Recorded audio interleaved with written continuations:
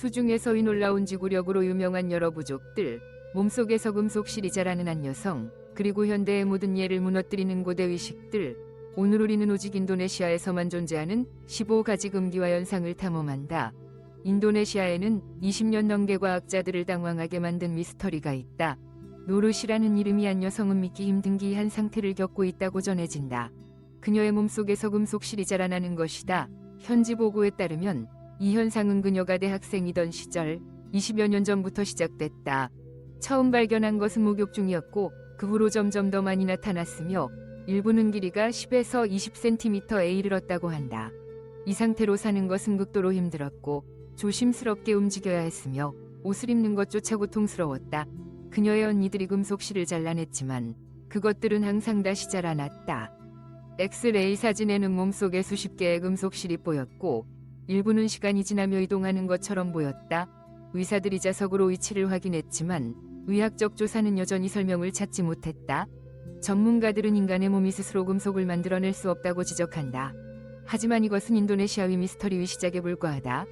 이제 이야기할 바다 유목민 부족에 관한 사실은 인류의 진화 한계를 의심하게 만들 것이다. 당신은 물속에서 얼마나 오래 숨을 참을 수 있는가? 1분, 3분, 심지어 5분도 놀라운 기록이지만 인도네시아의 바자우족은 수십 분 동안 물속에 머물 수 있으며 대부분이 인간이 감당할 수 없는 깊이까지 잠수한다. 바다의 유목민이라 불리는 이들은 수세기 동안 동남아 해역에 걸쳐 인도네시아, 필리핀, 말레이시아에 흩어져 살아왔다. 그들의 적응력은 놀랍다. 바자우족의 비장은 육지에 사는 사람보다 훨씬 크며 자연스러운 산소 저장고 역할을 한다. 잠수시 심장박동이 느려지고 혈액이 주요 장기로 집중되어 일반인이라면 불가능한 환경에서도 생존이 가능하다. 바자우 아이들은 34세부터 훈련을 시작하며 하루 최대 8시간을 잠수에 쓴다. 일부는 평생의 60%를 바다에서 보내고 호흡장치 없이 1215m 깊이까지 유영하며 내려간다. 특별한 적응력을 가졌음에도 바자우족은 무국적 유목민으로서 의료, 교육, 기본 서비스 접근이 부족한 채 어렵게 살아간다. 그들은 바다에서 얻는 자원을 잡아 팔아 생계를 유지한다. 그러나 내가 지금부터 말할 이야기는 유전적 진화보다 더 충격적이다. 인도네시아에는 종교적 이해를 완전히 뒤흔드는 이식이 담긴 축제가 있다. 무슬림이 다수인 이 나라에서 간통은 가장 무거운 죄 중 하나로 여겨지지만 이관념과 정반대의 축제가 존재한다. 자바섬이 성산 구눈카무코스에서 해마다 7회 열리는 폰 축제는 낯선 이와의 관계를 통해 행운과 번영을 얻는다는 기이한 이식으로 수천 명을 끌어모은다. 참가자들은 배우자와의 관계가 금지되고 대신 혼인관계 밖의 사람과 함께해야 한다고 믿는다. 의식은 성스러운 샘물에서 몸을 씻는 정화의식으로 시작되며 이어서야 그란수하는 상징적 절차가 진행된다. 완전한 축복을 받기 위해 참가자는 35일마다 열리는 7회의 축제에 모두 참석해야 하며 이 기간 동안 같은 파트너와 계속해야 한다. 지지자들은 이 주기가 큰 행운과 재정적 성공을 가져다 준다고 주장한다. 절정기에는 사랑의 언덕에 8,000명에 달하는 인파가 모인다. 전통은 인도네시아의 종교, 사회규범과 완전히 대치되지만 일부 참가자들은 긍정적 결과를 경험했다고 말한다. 한 과부는 정과정을 마친 뒤 재정 상황이 크게 나아졌다고 밝혔지만 그것이 의식의 효력인지 단순한 우연인지는 알 수 없다. 그러나 인도네시아인의 기이한 이야기는 여기서 끝나지 않는다. 유전과 생물학 지식을 뒤흔드는 신체적 특징을 가진 한 남성이 있다. 인도네시아 마젤린군 출신 62세 남성 칸은 놀라운 결혼 기록으로 화제를 모았다. 그는 46명의 여성과 87번 결혼했고 88번째 결혼은 86번째 아내와 위재혼이었다. 그는 자유로운 연애보다 결혼을 선호했는데 이를 더 정직하고 헌신적인 형태로 여겼다. 첫 결혼은 14세 때 자신보다 2살 많은 여성과였고 단 2년만 지속됐다. 이후 대부분의 결혼은 몇 달 만에 끝났으며 유일하게 14년간 유지된 경우가 있었다. 평균 결혼 기간은 8개월도 되지 않는다. 그는 6명의 다른 아내에게서 7명의 딸을 두었지만 누구의 자녀인지조차 다 기억하지 못한다고 고백했다. 이런 생활은 그를 정신적으로 지치게 했고 식사와 수면에도 영향을 미쳤다. 다수의 결혼은 법적 문서 없이 비공식적으로 진행되어 합법성의 의문이 제기된다. 인도네시아의 산악지역 타나토라자에는 마네네 라불리는 독특한 전통이 있다. 이는 조상의 시신을 무덤에서 꺼내 새 옷을 입히고 잠시 집으로 데려와 기리는 이식이다. 수백 년 역사를 가진 이 풍습은 죽은 이를 향한 깊은 존경과 가족 유산에 대한 강한 유대를 보여준다. 일부 전설에서는 무당이 시신이 서거나 움직이는 듯한 이식을 치른다고 하지만 과학적 설명은 시신이 보존 상태가 뛰어난 것은 특수약초 처리와 부패를 늦추는 토양 덕분이라고 본다. 그러나 살아있는 시신, 이 인도네시아 문화의 가장 어두운 면이라고 생각한다면 지옥을 걷는 듯한 시장 이야기를 들어야 한다. 2024년 8월 23일 인도네시아에서는 수천 명의 시위대 가국회의 사당 인근에 모이며 대규모 소요가 발생했다. 처음에는 정치적 시위였지만 곳거리 화재와 시위대, 경찰 간 충돌로 폭력 사태로 번졌다.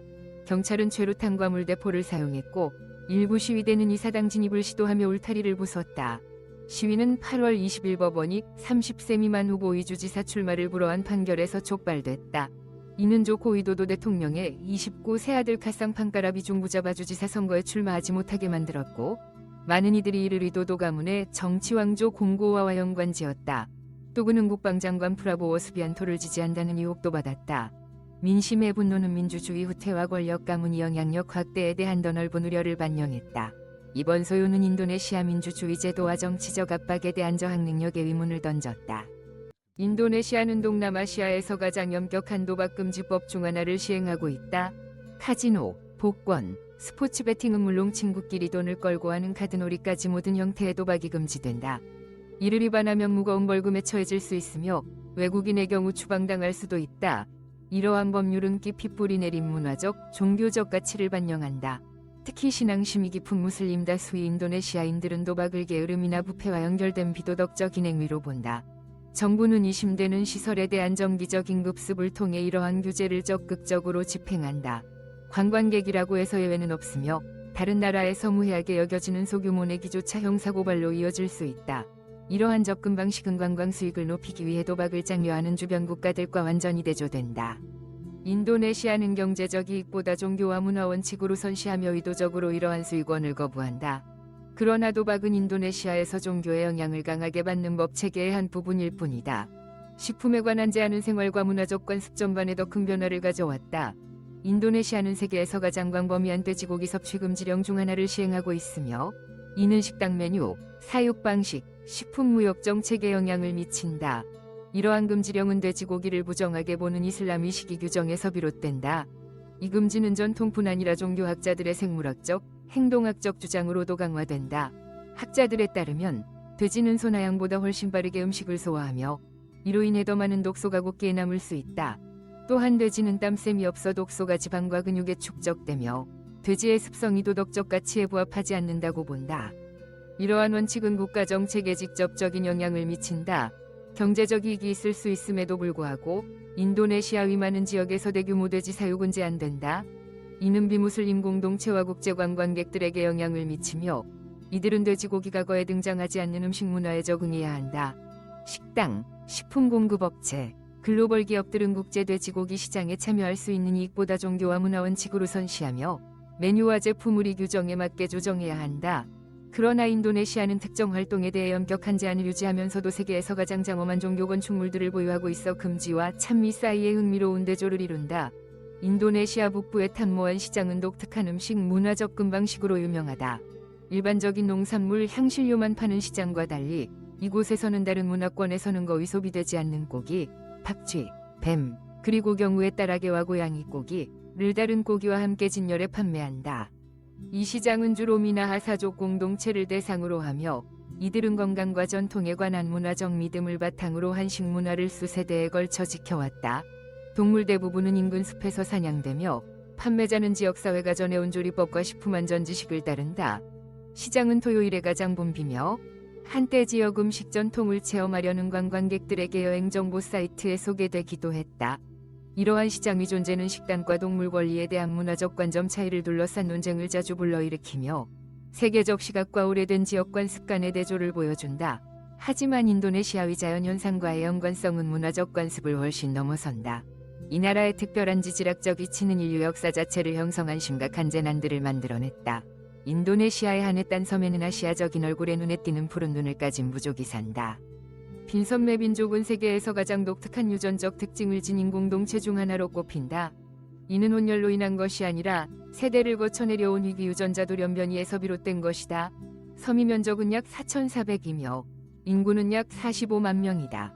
일부 소규모 부족은 고립된 채 살아가며 어떤 사람은 두 눈이 모두 파랗고 어떤 사람은 한쪽 눈이 파랗고 다른 한쪽이 검은색인 경우도 있다. 과학자들은 이를 전 세계 약 4만 2천 명 중 한 명꼴로 나타나는 드문 상태인 와덴버그 증후군 때문이라고 본다. 이 특징은 독특한 눈색을 부여하지만 생활에 어려움이 따를 수 있다. 그럼에도 이 돌연변이가 수천 년간 고립된 공동체에서 지속되어 온 것은 인류 유전학에서 주목할 만한 현상이다. 인도네시아는 불의 꼬리에 위치해 있어 세계에서 가장 위험하면서도 장관을 이루는 곳 중 하나다. 400개 이상의 화산중 약 150개가 여전히 활동 중이며 화산 활동 빈도는 세계 3위다. 많은 화산이 해저에 위치해 인도네시아 전역에 5,120km 이상 뻗는 숨겨진 네트워크를 형성한다. 1815년 숨바와 섬탄보라 화산이 대규모 폭발은 약 1만 명의 목숨을 즉시 앗아갔다. 대기 중으로 분출된 화산재는 전 세계 평균 기온을 약 섭씨 0.5도 낮췄다. 이듬해는 여름이 없던 해로 불렸으며 흉작과 기근이 전 세계적으로 7만 명 이상의 사망자를 낳았다. 인도네시아 위지각 구조는 강력한 지진과 쓰나미도 초래한다. 2004년 12월 26일 수마트라 해안에서 발생할 리히터 규모 9 이상의 지진은 높이 30m에 달하는 쓰나미를 만들었고 인도네시아에서만 약 16만 7천 명, 전 세계적으로 23만 명 이상이 사망했다.